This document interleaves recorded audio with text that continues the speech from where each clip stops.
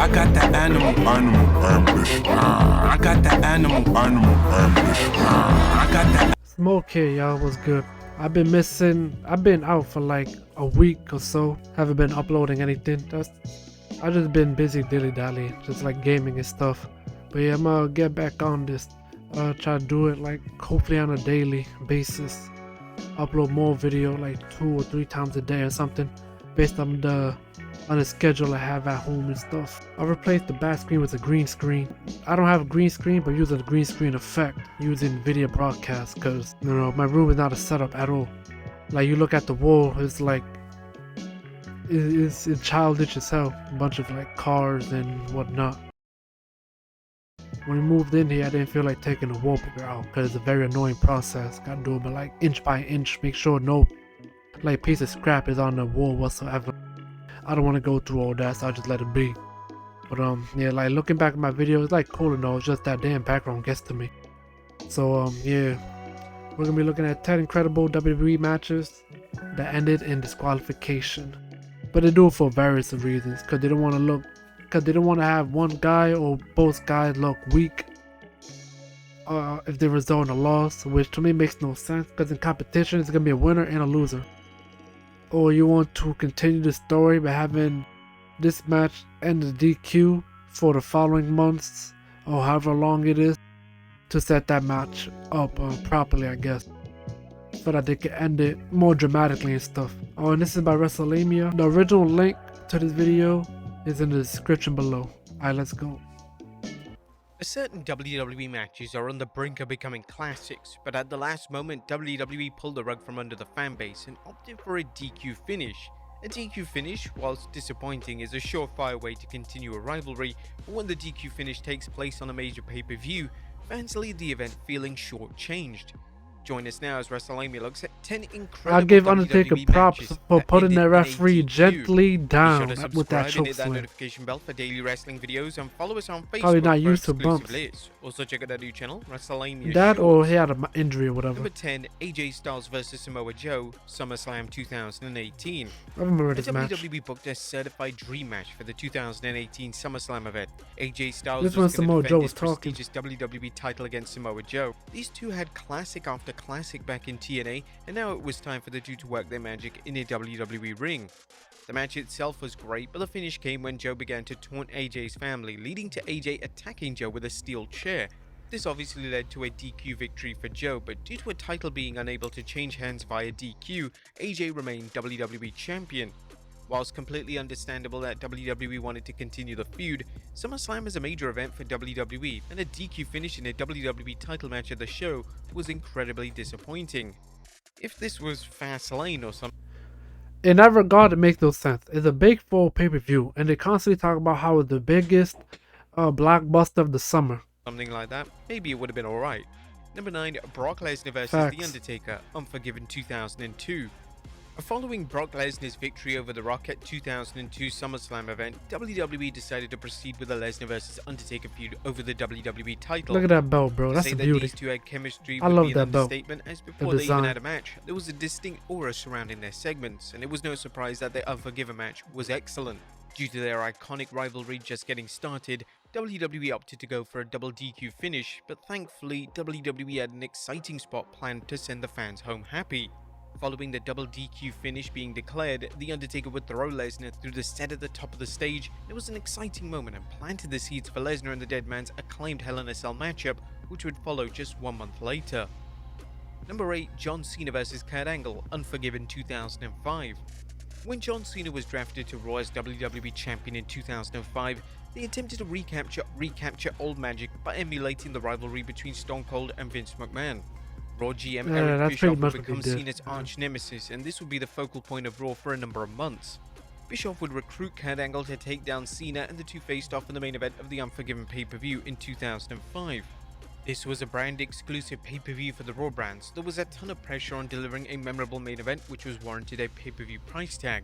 Cena and Angle, as always, had tremendous chemistry in the ring, but the lousy finish of the match ultimately led to the quality of the matchup down. The finish of the match saw Bischoff interfere, but it was Cena hitting Angle with the WWE title, which led to a DQ being called. The finish received audible boos, and it was unclear if WWE executed the planned finish correctly, as it came across awkwardly timed. Nevertheless, WWE tried to create a memorable moment with their post-matchup shenanigans, as Bischoff would attempt to strip Cena of the WWE title, but he received an AA. The pay-per-view would then go off the air with Cena delivering yet another AA, but this time on Angle through the announce table. Number 7, Randy. And what I like about that Kurt Angle thing, he's an Olympic gold medalist. He constantly talk about how he won with a broken freaking neck, right? It's so unnecessary for him to cheat, but he did it anyways. That just showed the arrogance of this guy. Great for business. Randy Orton vs Christian, Money in the Bank 2011. Finally, in 2011, WWE pulled the trigger on a Christian main event push. Christian, shortly after losing the world title to Randy Orton, would embark on a heel turn, and this heel turn highlighted what every wrestling fan already knew. Christian was a top-tier pro wrestler. The feud between Orton and Christian was incredible, as Christian's heel work was mesmerizing and their in-ring chemistry was improving with every single match. When the two collided at the Money in the Bank event, there was an added stipulation that if Orton was disqualified, he would therefore lose his WWE title. Naturally, Christian used this unique stipulation to his advantage, as he angered the quick-tempered Orton so much during the match that Orton was forced to break the rules. Orton snapped towards the end of the match and delivered a devastating low blow. This meant that Orton was disqualified, and as a result, he lost the world title. This finish was a bold choice, but it worked, as the Chicago crowd in attendance loved what WWE delivered. That was cool, right? But at the same time, that just showed the little respect that Vince, so creative, has for Christian for him to win a world title like on disqualification. That's pretty wild, bro. Number 6, Eddie Guerrero vs JBL, Judgment Day 2004. Judgment Day 2004 was a huge test for JBL. He was instantly thrown into the main event scene with his new villainous character, and thankfully for him, he had the perfect opponent. At this point in time, Eddie Guerrero's babyface act was the most over thing in the entire company, and Guerrero was making every moment count. The match between JBL and Guerrero was a great showcase from both men, and it proved that JBL had serious potential as a top main eventer. This was the infamous match in which Guerrero delivered one of the most brutal blade jobs of all time, and it was a true bloodbath to close out the 2004 edition of the pay-per-view. Due to WWE wanting the feud to continue, they opted to book a DQ finish. The finish came when Guerrero struck JBL with the WWE title, and even though there were a ton of fans disappointed with the finish, WWE booked themselves into a corner with the matchup. They weren't quite ready for Guerrero to drop the title, and JBL's new character needed more time to evolve and resonate with the WWE audience. Number 5, Roman Reigns. And give credit to JBL too. When the WWE came calling for that main event push, JBL answered it, and he answered it well. You can say whatever you want for that WWE title reign JBL had, but bottom line, he was a top heel in the business. No lie. Versus Seth Rollins, Royal Rumble Certified Hall of 2002. Famer. A heel He was versus just a heel dickhead, matches that are was hard it. to execute. By definition alone, they go against the established hero versus villain or babyface versus heel attraction of pro wrestling, yet WWE have tried to deliver heel versus heel matches before, and it's rare that they work as well as they did on this occasion in 2022. For the 2022 Royal Rumble event, WWE booked Roman Reigns to defend his Universal title against Seth Rollins. This was a heel versus heel matchup, but due to the decorated history between the two, it just seemed to work. The fans favoured Rollins in the match, and in a special moment that nobody saw coming, Rollins taunted Reigns by using the Shield's entrance theme as well as his classic Shield ring attire for the match. Reigns and Rollins have had outstanding chemistry both as teammates and opponents, and this match was no exception. The match was on the brink of being declared a classic, but that was before Reigns decided to get himself DQ'd. The finish saw Reigns apply the guillotine choke on Rollins, and when Rollins grabbed the rope, Reigns refused to release him. Following the match, Reigns brutally attacked Rollins with a chair, and it looked like the feud was going to continue, but WWE had other plans, and the feud still remains open-ended. Number 4, Ronda Rousey. It made no sense to me neither. It was a great match, disqualification finished, but the story never finished it properly, as they both went to move on to their own thing. And you got Seth the world champion on Raw. Versus Charlotte Flair, Survivor Series 2018. When Becky Lynch was pulled from the Survivor Series event in 2018, her planned match with Ronda Rousey was scrapped, and instead Charlotte Flair took her place. The initial reaction to this replacement was less than positive, but the match worked rather well, especially due to the crowd turning on Rousey and favouring Flair, which in turn made for a fascinating dynamic. Rousey would end up winning the match via DQ after Flair attacked her with a kendo stick. This was booked in this manner to protect both women and plant the seeds for Flair's involvement in WrestleMania 35's main event. The DQ finish avoided criticism thanks to the way it was executed. Rousey was being heckled and booed throughout the match, so when Flair incorporated a trusty kendo stick into the match, it was met with applause. Number 3, Stone Cold Steve Austin vs Kurt Angle, SummerSlam 2001. In the summer of 2001, WWE's hottest feud was between the now heel Stone Cold Steve Austin and the now babyface Kurt Angle. This rivalry had so many twists and turns, and the two truly brought their A-game to the 2001 SummerSlam event.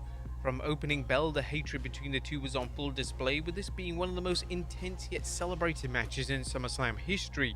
Angle's work as a babyface was vastly underrated, as it was incredibly easy to invest in him as a heroic underdog, and as for Austin, he was able to get under the skin of the fans like nobody else. The DQ finish did ultimately hinder the legacy of the match, as Austin would be DQ'd as his habit of attacking WWE referees resurfaced. Despite the criticism directed towards the DQ finish, Angle himself is proud of the matchup, and according to Angle on his podcast, Vince McMahon hugged both men backstage following the matchup. This is as good of a main event as it can be.